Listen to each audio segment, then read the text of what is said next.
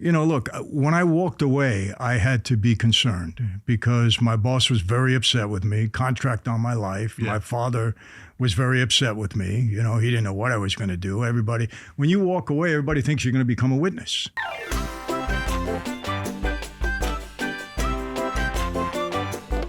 So you eventually end up getting caught for this petroleum scheme.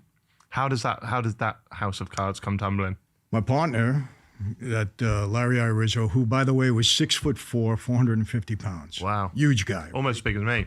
Yeah, big. Yeah, but he wasn't a sloppy fat guy. He was big and solid, right? He got in trouble on an unrelated case. Were you referring to sloppy fat guys, mate? He's like you, but he's a sloppy. I don't consider you fat. Go. I mean, you could lose a pound or two. You're not too bad, though. I'm not going to ask. I like you a lot. My daughter's a personal trainer, just in case. But anyway. What was I going to say? Well, you're talking about, yeah. So he gets in trouble on an unrelated matter. Mm-hmm. And he goes on trial, and halfway through the trial, he comes to me and he says, I can't go through this. I can't go to jail. I'm 6'4", I weigh 450. I'll never even fit on the bed, which is this big, right? Yeah. So he skips town.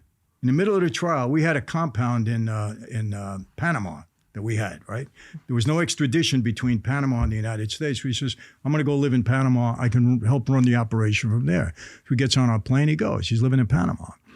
And they find out, because he was a fugitive now, but they couldn't extradite him. So what do? They go in there in the middle of the night and they kidnap him. You know who Noriega was? Remember that name? No. General Noriega. He used to run Panama. Okay. He got in trouble in a big drug case and eventually go to jail. But we were paying Noriega off for some things that we were doing. So they let him come in the middle of the night. They kidnap him. They bring him back to Florida. And they throw him in a cell. And as soon as he saw that cot, he said, I'll tell you everything you want to know about Michael. He just could not do time. So he became the informant. Oh, no. And he blew the whistle on this is how we did it, blah, blah, blah, and the whole bit. So as a result of that, I took a plea rather than go to trial. And I got a 10-year prison sentence, $15 million in restitution, $5 million in forfeitures, because I had to forfeit my plane, the helicopter, the whole bit. Mm-hmm. And that's how I went down. Fuck. What did that mean for your partner? Because obviously just becoming an informant helps the government, but that's not going to be good for the family. Well, what happened to him is he made a deal with the government. He only did like 2 years in jail in a cushiony place. He went into the witness protection program. Oh. And then when I went in, he went out and he skipped town. He went under a new identity to another state, Texas, but eventually got himself in trouble again. He went back into the gas business, was stealing tax money again, but I wasn't there to work with him. So he got caught. And the irony in that is he had his whole family in the deal, and his family testified against him. His wife, his son, his daughter, all testified against him. They convicted him, and he got 20 years. He got double what I got. Oh, wow. And ended up doing 17 on the 20. So he ratted on you? Yeah. If you sort of ratted on him back, how... You don't do that. You don't do that? No. What happens if you do that? Whacked? Well, yeah, we can't do that. We can't even rat on a rat. Right. You can't do that. So I wasn't even a thought in my mind at that point anyway. Then he has done that, and he's done 17 years of the 20, but then did he just get to live a normal life after that, or were the family still after it? He got out, and he died 2 years later. So his life went to hell after that, basically, yeah. Died of... But you got to understand, he and I were very close. I mean, his kids called me Uncle Michael. Oh. And we were very close. So it was sad because it was like not only was he a business partner, it was a friendship. Mm. But I kind of knew that he was weak in that regard. I knew that, if he ever got himself in real trouble, I probably would have trouble with him.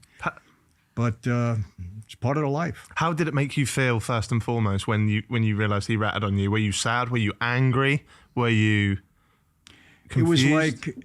I know this is going to sound crazy, but it's, okay, here we go. It's part of the life, I got to deal with this now. Oh, no. Yeah. You just took it in your stride? Yeah. 10 years, nothing. We sorted it out. Well, you got to understand something. 10 years, when I negotiated for a 10-year plea, at that time, guys were getting 100 years. Yeah. when I went to trial and Rudy Giuliani indicted me on a big case, if I would have lost that case, I would have gotten at least 50 years, maybe 100 years. That's the kind of time they were giving people under the racketeering statute. So to negotiate 10 years was a plus. When did your wife find out about all this? Because you said whilst it was all happening, she didn't know. But then there was that point where she went, "Oh, okay, this is where all the money's coming from." Well, when I started getting arrested quite a bit, when I that'll do it. That's a giveaway, yeah. And then I'm on trial for several months, so things like that started to happen. Right. And she started to realize, because initially she thought she knew my father had a reputation, highly publicized. So she thought it was basically my dad, or more my dad. And I never, until today, I have never sat down with my wife and said, "This is what I did." Never. You don't feel like you're supposed to talk about it to your wife. She has to listen to these podcasts to find out. Well, yeah, I mean, she's done. Maybe not this one. Bad Bible. She's done a little. She wouldn't find out much from this. She might enjoy this one and say, "Yeah, it's great." But she obviously learned. And then I do 8 years in prison. And let me tell you something. She's a tremendous woman, because to be with her at such a young age, and all of this coming down on her. And then I do 8 years in prison, and she waits for me. And, she had a tremendous mother who was very supportive of me. Our church was very supportive. And then we're married, this is 38 years. So, and, prison is not conducive to a good marriage. Right, yeah. Happening, or a good family life. So we've been through a lot of challenges. Yeah. And for me to be where I am now is blessed. Yeah, the word I could use. That's nice. You said a word I didn't quite understand, something to do with 15 million. You had to. I'm reading between the lines. Did you have to pay the government 15 million? 14.7 to be exact. I rounded off at 15, but 14.7. Yeah. But you would have made a lot more than that. Is that? So did you have that hidden away? Well, some of it, yeah. Where did you hide You're asking a lot of personal questions. Take it easy now. You're starting to sound like the government. Where is that exactly? This guy thinks he's in my confidence. He's asking all these questions. Let me ease you. That's the main question I get asked is, where's all your money? Yeah. The government, my crime was stated $2 billion. That was the indictment, $2 billion.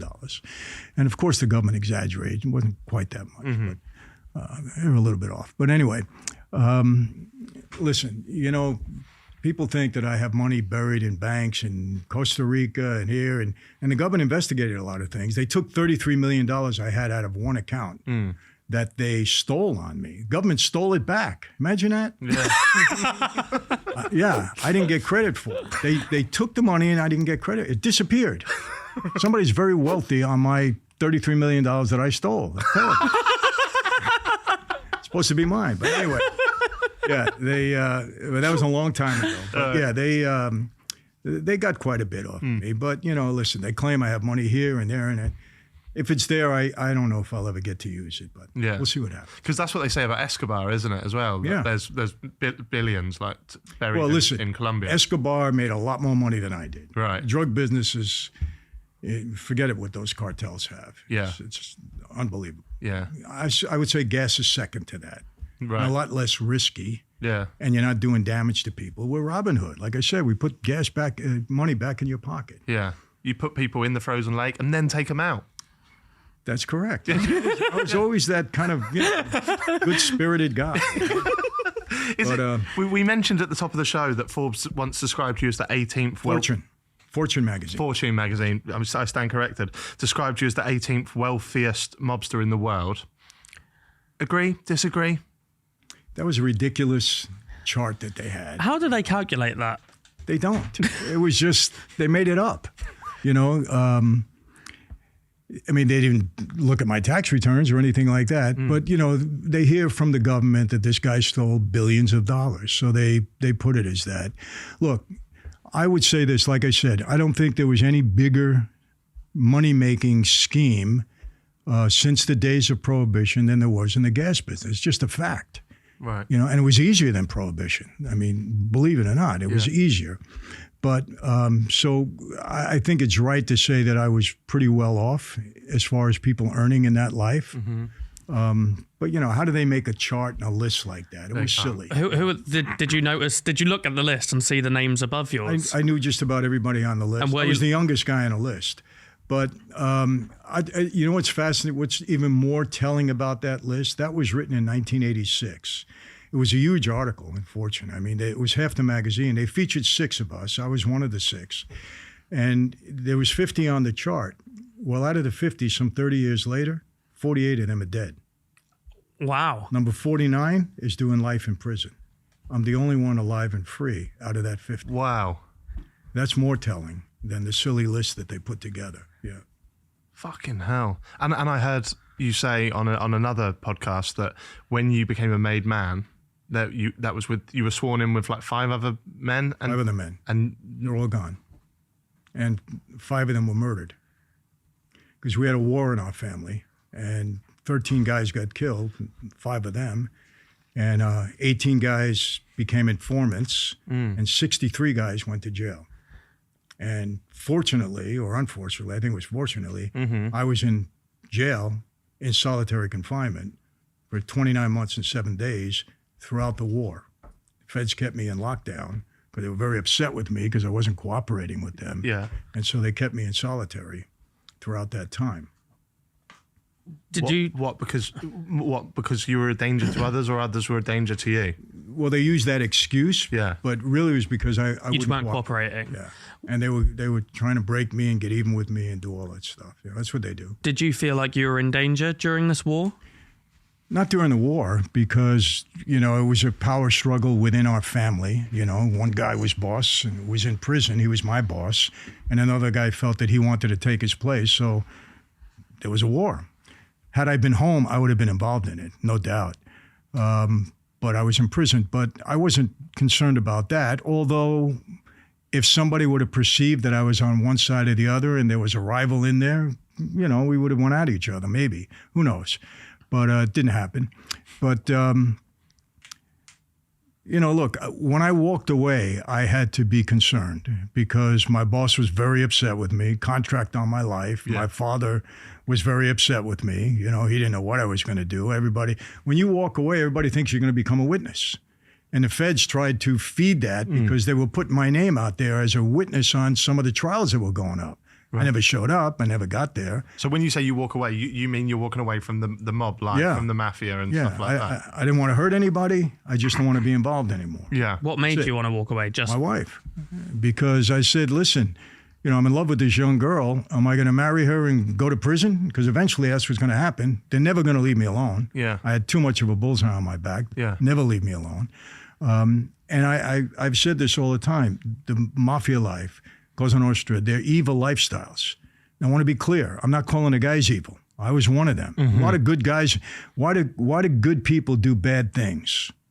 It happens all the time, right? I mean, a little more so when you're part of the mafia. But there were a lot of good guys in that life. At least I felt that way. I had a lot of friends. But the life is evil because I don't know any family of any member of that life that hasn't been totally destroyed, including my own, and not my wife and kids. My mother, father, brothers and sisters. Sister dies of an overdose of drugs, 27 years old. My brother, 25 years a drug addict. I had all to do to keep him alive because all the stuff he got himself involved in. My younger sister, 41, dies. She was never mentally stable.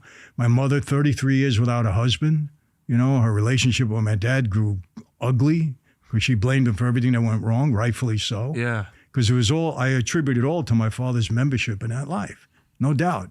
You're not home. You're not taking care of your stuff. Your family's going crazy. You're on trial. You're in jail. It's tough. Very tough. So when I fell in love with her, I said, am I going to do this to her? Why? Yeah. She's a young girl. I couldn't do that. I said, I got to make a choice. It's either her or the life, and I chose her.